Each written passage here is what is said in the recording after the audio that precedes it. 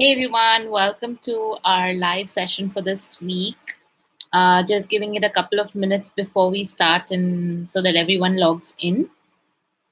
We're live on Instagram and YouTube, so you can join us on any of those two channels.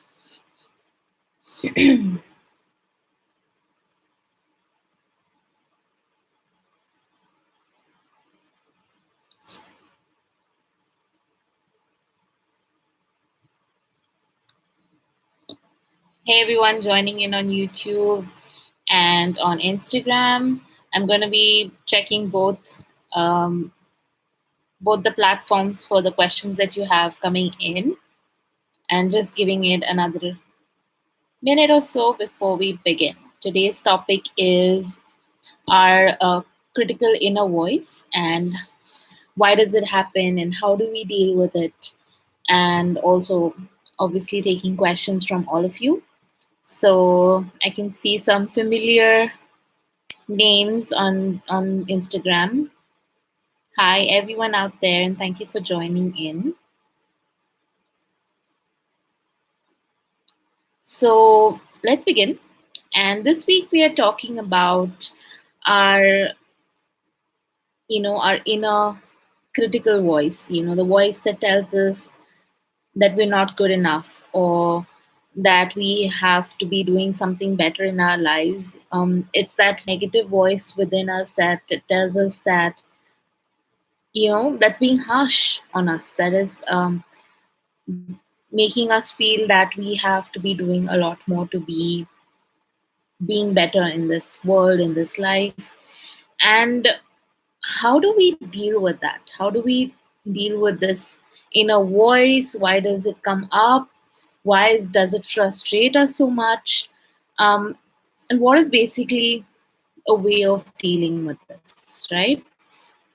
So the way we ourselves and the way we view ourselves comes from a view that we have generated over time, because of experiences, because of family, because of our school or college or university experiences that we have been in, teachings that we have had from people around us, and how does that make us feel about ourselves, and how does that make us view the world. So if we've had bad experiences, then we have these glasses that are tinted with this negative view of the world, and we view the world with those negative glasses.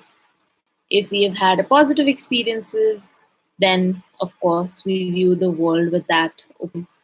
And sometimes, life is always a mixed bucket of everything. So we have positive and negative experiences that we deal with. So, life, um, defines us in that bracket. So there's an article on Psychology Today that lists down different signs that you are being too critical on yourself. So I want to go through this, and I have it written down here. So I'm just going to look at that as I tell you that. So there's a list of these signs that you are being too critical on yourself, and you are having this perception, and you're following with that. So the first one, according to this article, is that you blame yourself for every negative situation. So anything bad that happens, instead of viewing that situation as a whole and seeing where things went wrong, you're quick to judge yourself. You're quick to say that I'm the one that messed up. I'm the one that did something wrong, and that's why the situation didn't work out. Um, so that is one thing. The second is you blame yourself as a whole person rather than seeing the situation or the mistake that has happened. So suppose something has happened, something has gone wrong.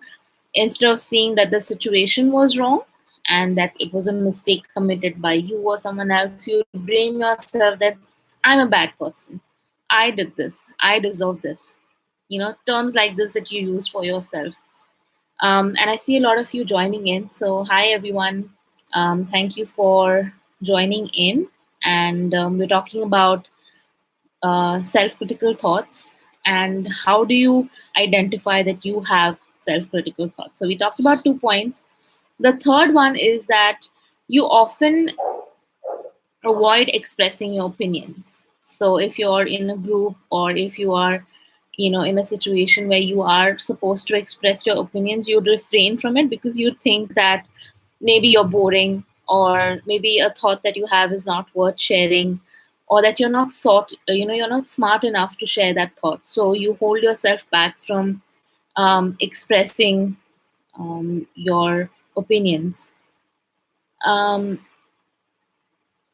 so this is one of the points, that you don't express yourself when you should be. Another is that you compare yourself to others, and usually you fall short of that. So, you compare yourself with a friend, and you think they have a great life, and usually you would be the one that doesn't have a great life. So, again, this is an indication that you're being critical, self critical, and you have these thoughts that are making you feel and be harsh on yourself. Another point that is there is that you're a worrier, constantly worrying about something or the other going wrong, something or the other happening that is not going well in your life.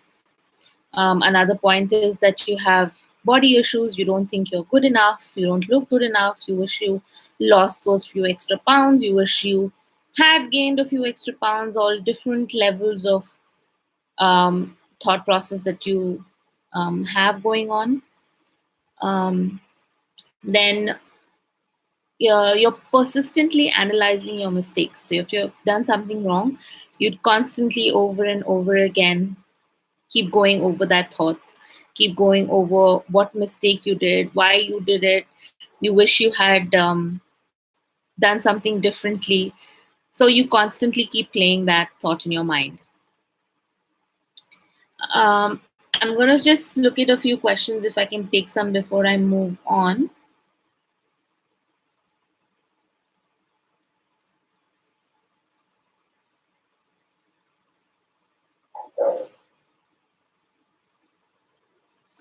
So someone is saying that I'm always feel like if I share my opinion, I'll be criticized. So that is a very important point that I just touched upon it. That you're afraid of sharing your opinion because you think that it's not good enough, you're not smart enough, or people will not appreciate it. So a lot of times we judge ourselves for that. That if I share this thought, will I be appreciated for having this thought? And constantly worrying about this will stop us from sharing that thought, stop us from being being active in conversations where we need to.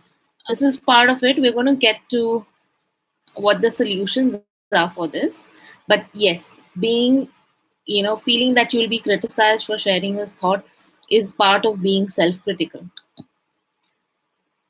Um, so another point that is involved in the signs of knowing that are you self-critical or not is that you've probably had caregivers like your parents or guardians who are self-critical, who have been overly criticizing you, and because of that constant criticizing, you've developed a negative pattern of thinking negatively about yourself, and so you end up being harsh on yourself. um, Ashley is saying that I'm scared that people always judge, even though I'm the one judging myself more than others. It scares me. What can I do? So again, this thought of people judging you. Now it could be because of the way that you talk, the way that you dress, the way that you carry yourself. You feel like you're being judged for every single point um, about you, and because of that, you hold yourself back. You hold yourself from interacting with people, from making that presentation that you're supposed to at work. And you hold yourself from progressing in your career, in your university. And a lot of these thoughts take over and become a pattern day after day, and you see yourself creating this pattern of being self-critical, of not loving yourself, of always putting other people's opinions before your own, and it starts to build up in your life.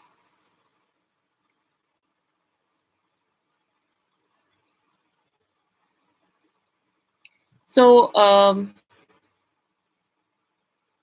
Shivangi is saying, what when I know I'm actually not giving my best, when I know I'm wrong for not doing as much as I'd like. It's a spiral of procrastination, loss of self-esteem, and confidence. So with this, Shivangi, what happens is you've built up a habit, right? You've built up a pattern that you have noticed that you are not giving your best. When you're not giving your best, you end up not, the result ends up not being the best. When the result ends up not being the best, you see that, it becomes a pattern that you're not getting the best result. So because you see that the result is not good, you in your mind form the opinion that I'm never going to be good. So because that happens, you again go back to not giving your best. And so again, we're developing a pattern of negative thoughts, of um, negative pattern that we are forming. I'm just going through the points right now. We're not talking about solutions yet, but we are going to be touching upon that soon.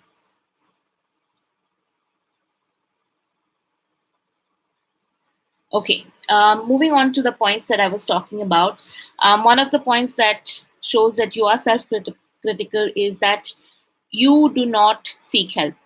You think that you are a burden on people, you think that you are disturbing others, you think that nobody can help you. So you go into this pattern again of thinking that, I don't deserve help, or even if I ask for it, nobody is going to help me. So you choose not to ask for help. Um, so we have many questions coming in. I'm trying to, take in as much as I can. So I apologize for missing out anything. So Sonia is saying that she has a pattern of holding herself back since childhood. She's 28 now, change. I think change is constant, right? That's the one thing that is constant. So if you feel that you are willing to change, if you feel you are capable of putting yourself bit by bit forward, change can definitely happen. You really want to have it. You want to work on yourself and put in that effort in, bringing about that change. I don't think at any age that change is impossible. You really need to have the willpower to change. And um, Sonia, I really think if you have the willpower and if you really want to change, this is a great chance to begin. It's never too late. You don't need to wait for the new years or a new month for resolutions to be made and changes to happen. You can start anytime. You can start any time of the day. So just get on and make it happen, right?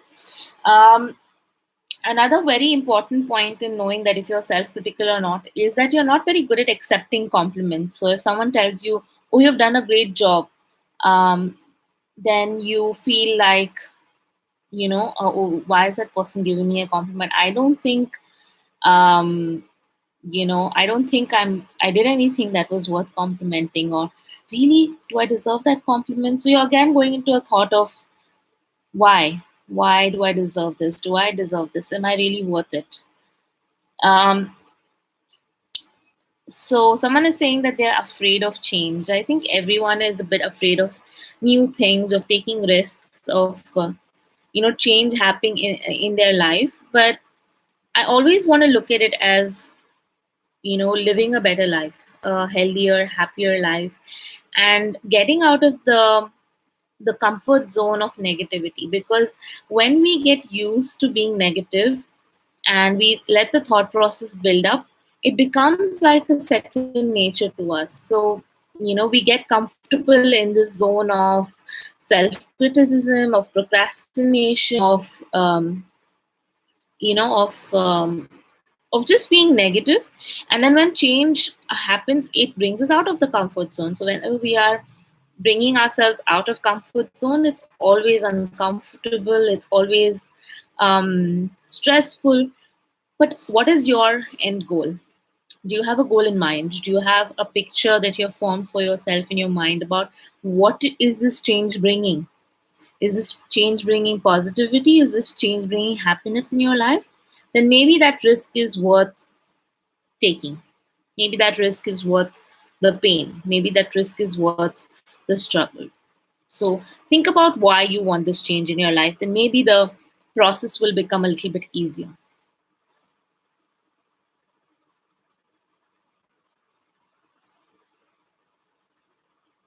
Um, so Kerry is saying that is the critical inner voice linked to your inner child needs, because I find that my inner critical voice is to do with my inner child. This is just my experience, and that is a very relatable experience, Kerry, because a lot of our experiences come from our childhood and come from the difficulties that we've had as a child, either because of family, because of situations, because of friends. And when we are when we are in that situation, we start forming opinions. We start forming opinions about people, about situations, which stick with us in our adulthood as well. So it's very natural to have that thought process, those that self-critical voice stick on till your adulthood, because you've already formed them as a child, right?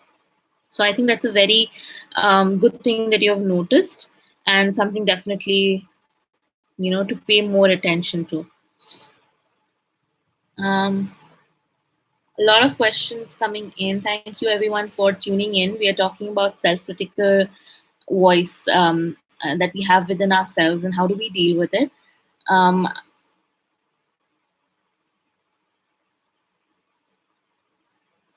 so Sanil is saying that I got a rank which was good enough to get me into a good engineering college, but it wasn't a rank good enough to guarantee me the seat. I feel guilty of not guaranteeing me, hence I criticize myself. So I think a lot of us, when we get low marks, so we don't do well in our studies, we tend to judge ourselves. I wish I would have done better. Why didn't I study, or why didn't I do this, and why didn't I do that? But that moment, I think we fail to appreciate ourselves.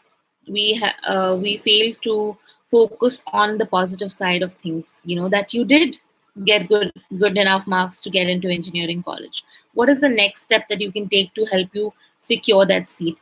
We sometimes get stuck on the negative that is evident in front of us, rather than looking at possible solutions that we don't see. The possible solutions, we just get stuck at the negative part. So having, you know an open view of things comes, obviously it comes with a lot of practice and a lot of effort, no doubt about it. But having that openness to see what around you can be worked through is something that we need to put ourselves into an habit. Now I know there's a lot of background story to that, um, Sanil, but having different options that you can look for, looking at possible solutions rather than the problem itself, can help you feel better in terms of dealing with the solution. It will get easier to process what negative thing that has happened.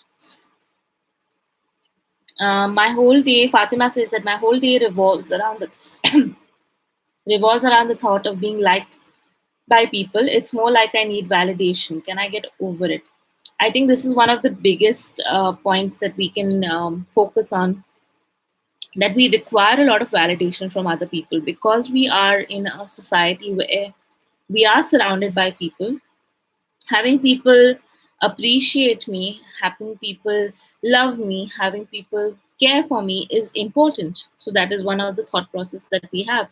And when it doesn't happen, we are harsh on ourselves, that why doesn't someone like us, or why doesn't someone um, feel important, or why doesn't someone think I'm important. So validation is something that we all need, but it comes with validating ourselves first. If I don't think I'm good enough to be valued by other people will not see that value in me. Other people will not be able to appreciate me for who I am if I'm not doing that for myself. If I'm not saying that, I'm patting myself on the back and saying, good job, Roma. Good job for, doing what you do. How can I be expected to, get that appreciation if I'm not appreciating myself? So I think with validation, the validation first starts with us. With first starts with me. When I appreciate myself, then other people can appreciate me. And then when you start appreciating yourself, you reach another level of where if you're not appreciated by people, it is not that important. It comes with, taking, the understanding that you value yourself first. So that is about self validation. So we talked about a few points about noticing a self critic. I think a lot of you are quite good at realizing where that happens, but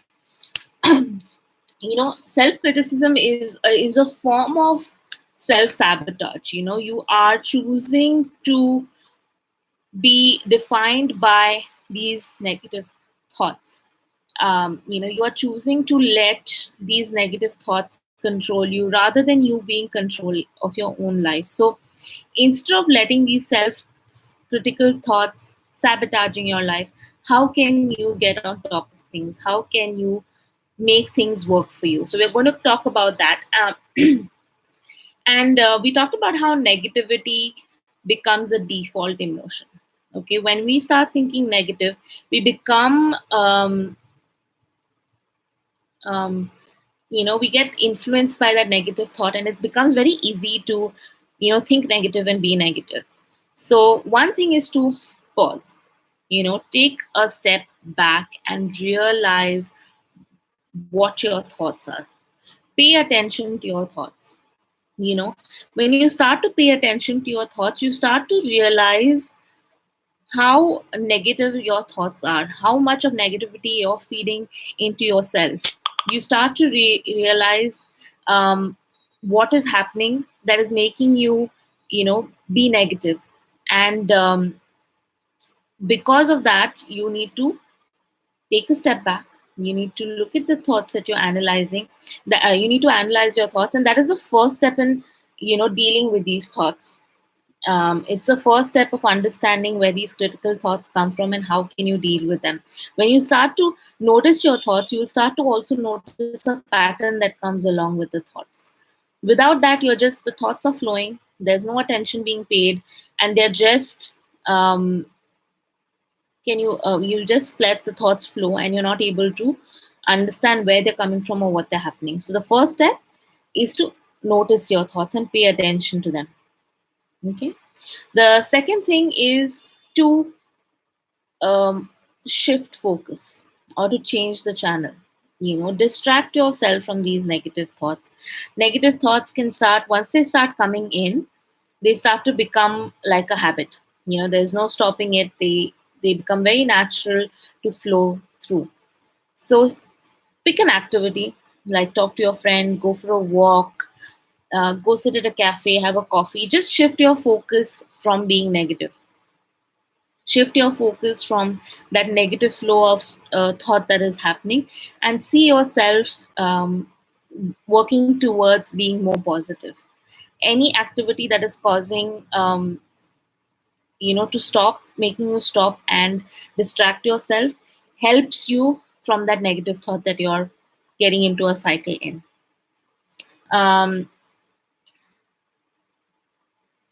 um, the third point is to examine the evidence. Okay, what is fact versus what is fiction?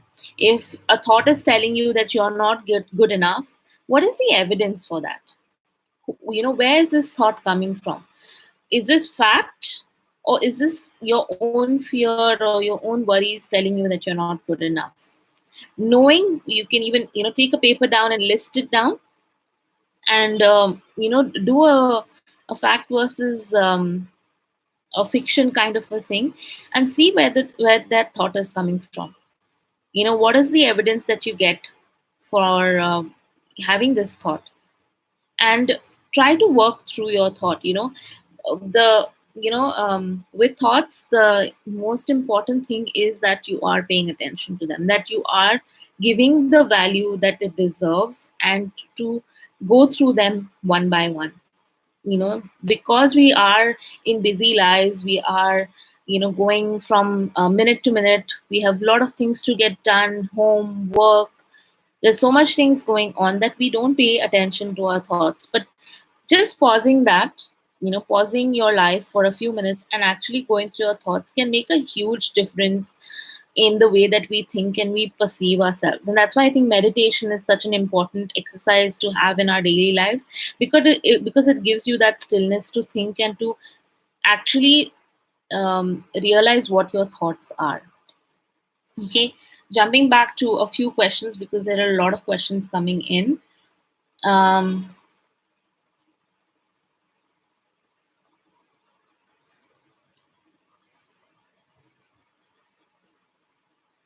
So IJ says that I recommend to everyone taking time at least 3 times a day, every day, to meditate.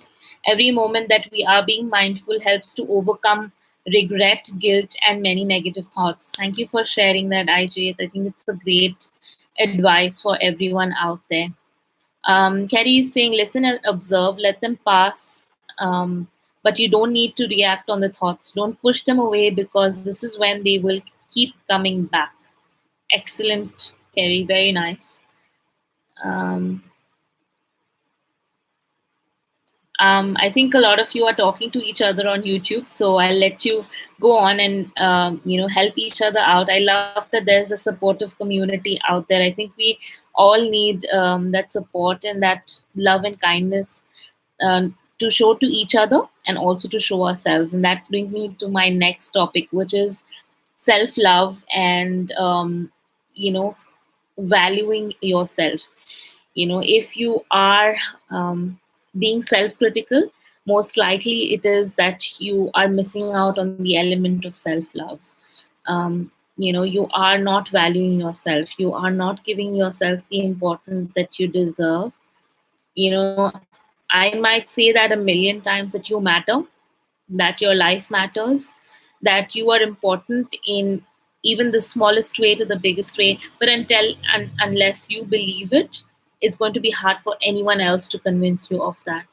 So you need to value yourself, value your life.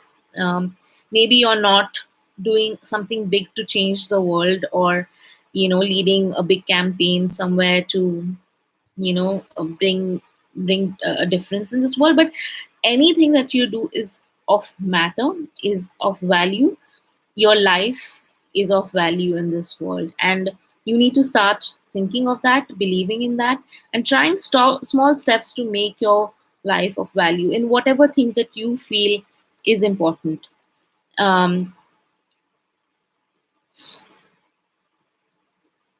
um, Saeed is saying that it's hard to believe in myself. And I know that situations and circumstances can make it hard to believe in yourself and make it hard to convince yourself that, life is worth it or life is good. But again, that starts with self love, that starts with valuing your life and seeing the positives in your life. And that my next point from that is that to practice gratitude every single day, to to value even the smallest thing that makes you happy in your life. Like, if my gratitude list of today may be chocolates and friends and family, and things that make me happy, make me smile. And if you can every day sit down and write down a list of things that make you happy, you will see that your mind is slowly practicing gratitude and slowly practicing to be positive. One thing that I have picked up, which is a simple thing that I do, is this. It's called the 5 minute journal. There's an app, and this is the book that I have that I use. Way of practicing gratitude. It has a list of questions that you have to do, and it takes 5 minutes in a day to, list out. But the whole point of having such a thing is that you're practicing being positive every day. You're enforcing the idea that life is good, there are things to be grateful about. There is a section of practicing gratitude in the morning, and then practicing gratitude in the night. So you're beginning your day on a positive note, and more that you do this, the more positive your mind becomes.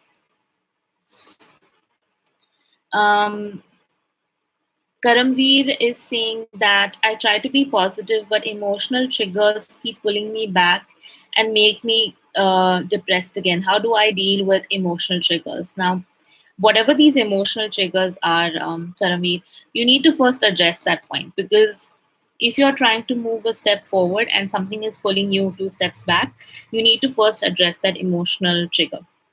It means that you've not dealt with that source of your emotional trigger.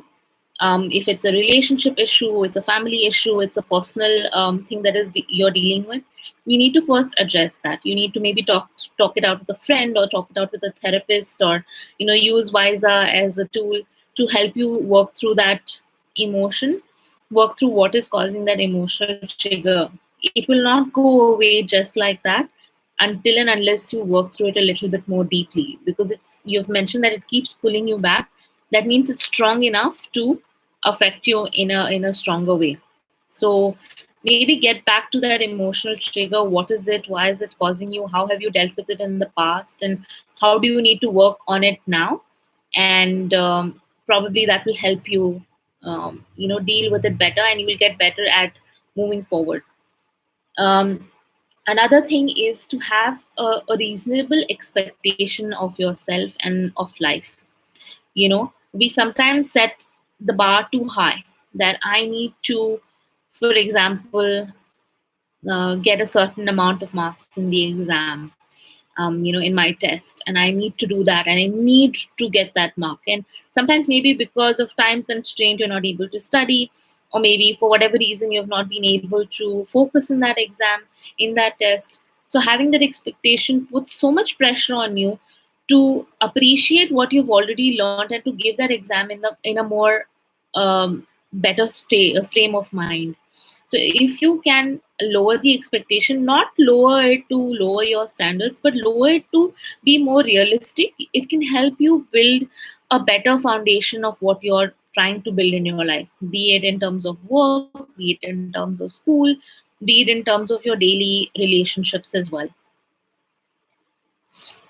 Um,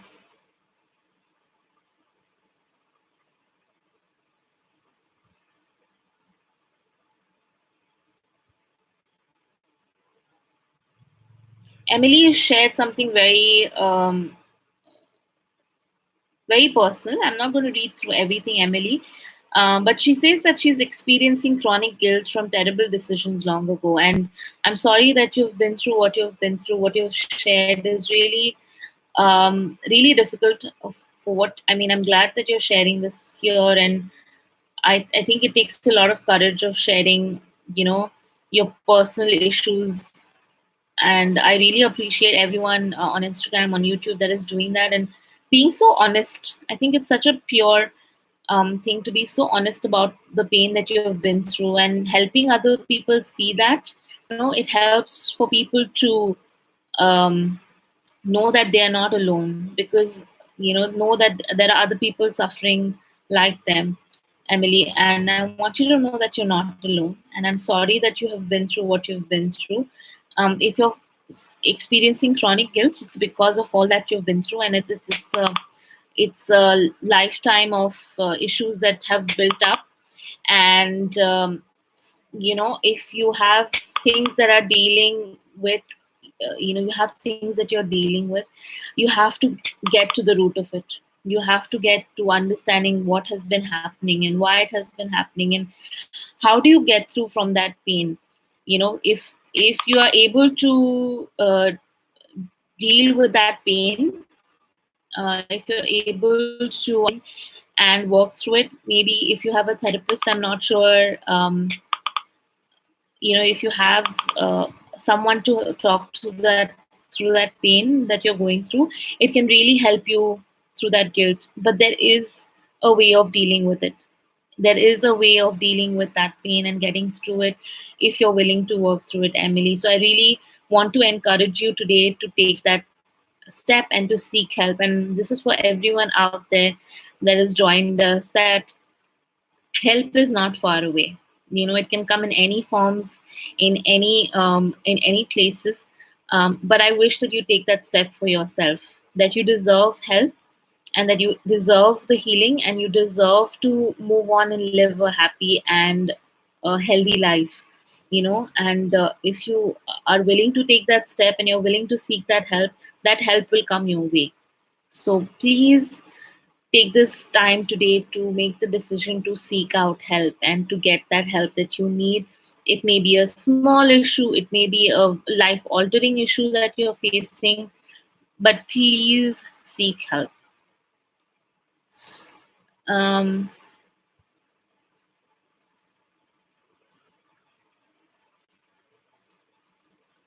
Jetsel, I'm not sure if I'm pronouncing that, is saying that I've been practicing reframing my thoughts by being rational rather, because my depression made me irrational, but I lack consistency. With any change that you're trying to make, consistency is very important. And one of our coaches on Wysa, Smithy, once told me that it's not about motivation, but it's about consistency. And that thought has stuck with me till today. That the more consistent you are with any habit that you're forming or any change that you're making, you will see the change that you want to see. You know, wake up and get it done. I know it's easier said than done, but every day that you make that step of getting that thing done, for example, if it's gym or it's eating healthier, you come one step closer to achieving that goal. So if you lack consistency, you need to push yourself. You need to find someone that can be your buddy, that can help you stay on track, that can push you. You need to find something that will help you be consistent, be on track to seeing that change that you want to do. So even if it's not happening every single day, but you make a plan of every other day or twice in a week or thrice in a week, make sure that that's happening, and you will see things getting easier week by week, month by month. It may take a little more time than usual, but it will happen. Okay, I'm going to take a few more couple of questions and talk about few more points that I want to mention here. Is that stop overgeneralizing things. Like, for example, I failed on my exam, that means I'm going to fail in every exam. Or if I do bad at, if I'm, one relationship was bad, that means all relationship is going to be bad for me. We need to stop overgeneralizing things. We need to take situations as they are. This situation happened, it didn't work so well. What can we do next? How can we make it better? um, how can we work on making things uh, better for ourselves? How can we look at a problem and look at the solution rather than getting stuck on the problem? I feel like every problem has a solution. Some may be hard to get to, some may be hard to focus on, but there is a solution. So if we look at it in a more practical way, in a more fact based way, we will see that things become more easier to deal with over time.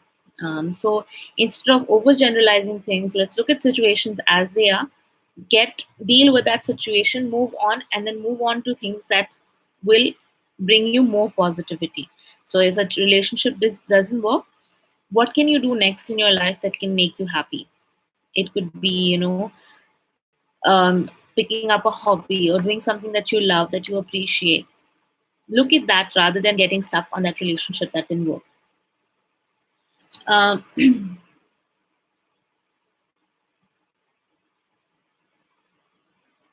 Emily says that she has a therapist, but it's very difficult to delve into the issues. And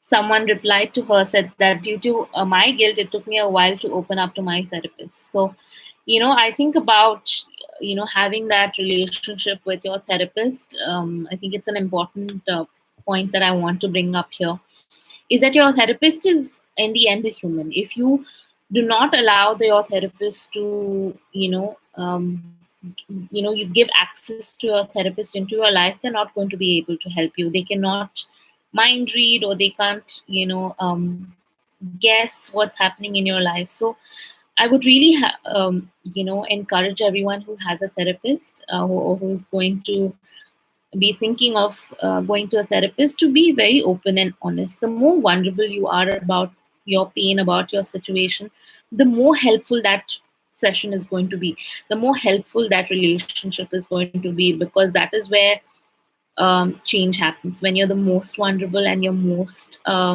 open and honest self, that is when change will happen, and that is when real healing will take place. So when you're able to do that, it'll not only help you feel better, but it is the start of something great, or start of a journey that is helpful and fulfilling. um, I'll take one more question before I end. I'll just look through the questions that I have, because there's a lot that I've missed. um,